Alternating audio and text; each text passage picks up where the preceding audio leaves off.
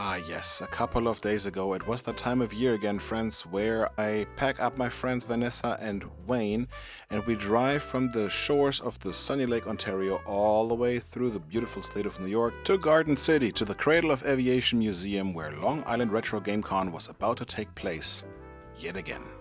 And this time my work began before the con even opened because my friend Pratt pointed out that there's this gentleman called Michael who's got this Amiga 4000 for sale, but it's in unknown condition, so he was asking my help to check it out. Enjoy. Alright, so we're opening up this Amiga 4000 here at LI Retro that my new buddy Michael over here is trying to let go to the highest bidder. And I might be a high bidder, but we'll take a look at what the damage in the current is. These computers have an issue where many times they have leaky capacitors as well as a bombed battery, and this particular unit has a history of repair, and we are gonna take a look. Shall we reveal it? 1, 2, 3. And we see nothing. As you can see nothing. So we got a battery. That's a coin cell in here. That is unusual. And there's a video toaster in here. Holy cow. And we do have capacitor smell, but that might just be a refill. We have some leakage there, but that's very, very minor. And I'm not sure, there's no capacitor near it, so I'm not sure why there would be leakage here, or is this just manufacturing gunk? That is insane. That's very cool. You know, I'm a little sad here, Michael, because I was hoping that this was a definite repair thing. You know what I'm saying? But this is in fucking good condition. But I tell you what, this looking the way it does, what I would do, and we should do this right this minute. We should unplug it from the main board. If I figure out how. Oh, right there. We take the hard drive out. We unplug it from the main board. We test the power supply, make sure the power rails are good, and then we plug it into a screen. And then you know whether or not this thing is working, and you can put a price tag on it. Someone is going to take this. You can do that right now. Okay. How much are you going to pay me for my service? And guys, that is exactly what we did. We tested the power rails, we tested the power supply, and everything checked out just so. Whatever smell I smelled earlier dissipated with time. So it was time for us to take a better look at the rest of the main board just to see if there are perhaps any capacitor bombs lurking somewhere. But as best as I could, I found nothing. This thing will just work. It needs nothing. It needs a new owner. So if you want to be the owner of this beautiful Amiga 4000, do you have a keyboard? Yeah, it comes with keyboard. He's got the video toaster book and everything. You could just hook it to the Amiga monitor on a corner, I'm sure. Yeah. Yeah. We can bring it. Where's that guy with an Amiga monitor? Guys, we had to do it. We couldn't leave it at that. We had to find an Amiga monitor that was compatible and test out whether or not this computer actually works. So we asked the folks at the con whether or not we could borrow one of the Amiga monitors from the exhibit to see if this Amiga 4000 actually powers up. And they said, sure, help yourselves. Just put everything back how you found it afterwards. All right, Michael, give it a try. Let's see.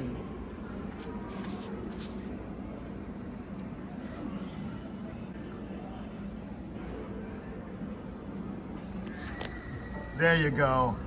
Nice. Look, with the toaster and everything, guys, if you want to buy an Amiga 4000 for a real good price. Right, what's your business name? We're MLC's Nostalgia Zone.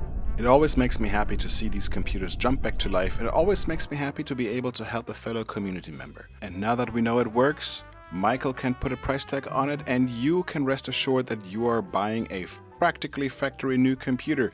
No gamble and no shipping required. With that out of the way, we could finally start enjoying the con ourselves. And one of the most amazing things is that as soon as you walk in, you're greeted by all these vendors as well as airplanes just suspended from the ceiling.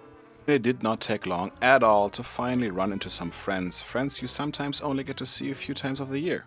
Like John and I'm Barry. messing up your video. Let me get out of the way. No, we need all the sexy people to be in the shots. Oh, well, there's Barry right Oh, there's Barry right there. Hi, Barry. How's it going? In my normal position. Hunched over a computer.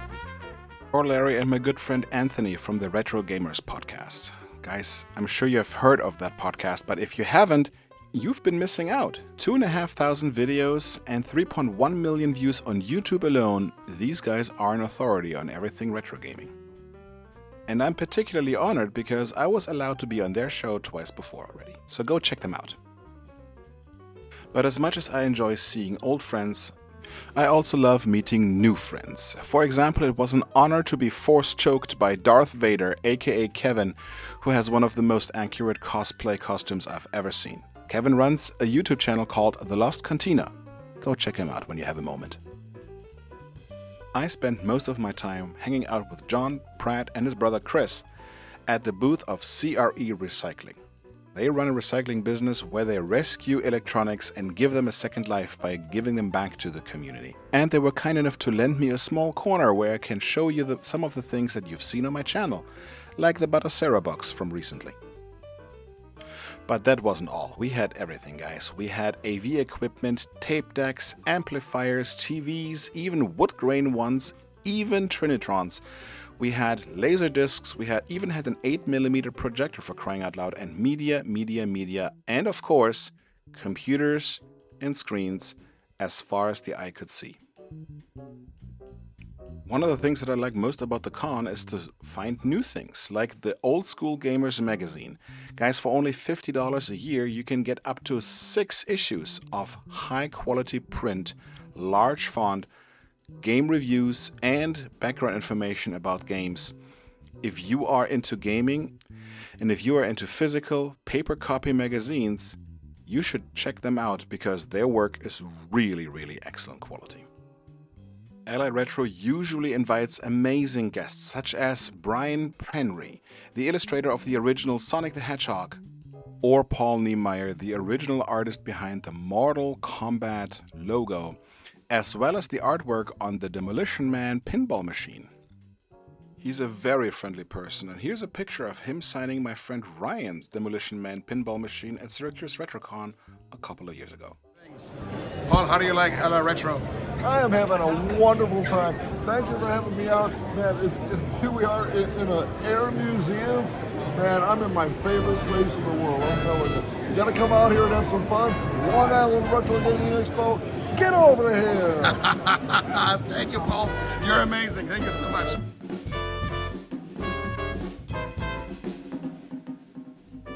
There's something for everyone at LA Retro. For example, over here at their Nerd Mall booth, I could finally find a Sega Dreamcast VMU that is not gross. Perfectly clean, tested, and working. For some reason, all the other ones I usually find are always dirty with finger grime, or broken, or both. Not here at the Nerd Mall, so I could finally complete my collection. Browsing vendors, I saw something that caught my attention.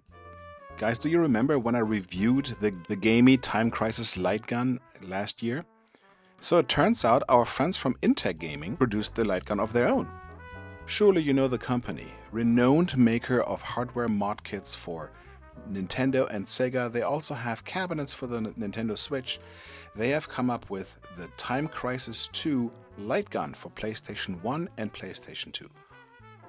Just like Gamey, it is a light gun that works with modern LCD displays, but unlike Gamey, it is not a console that has the gun attached to it. It is just the input controller that works with your existing PlayStation 1 or PlayStation 2 and the games you already have.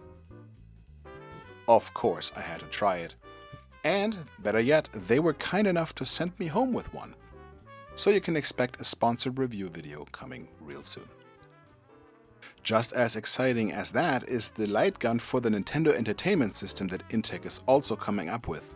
This is going to let you play Duck Hunt on your modern television again, and a product that I'm really excited about hitting the shelves in October later this year.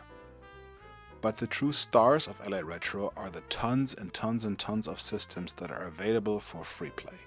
Between arcades, pinballs, consoles, full-size emulators, In computers, both old and new, there's something for truly everybody.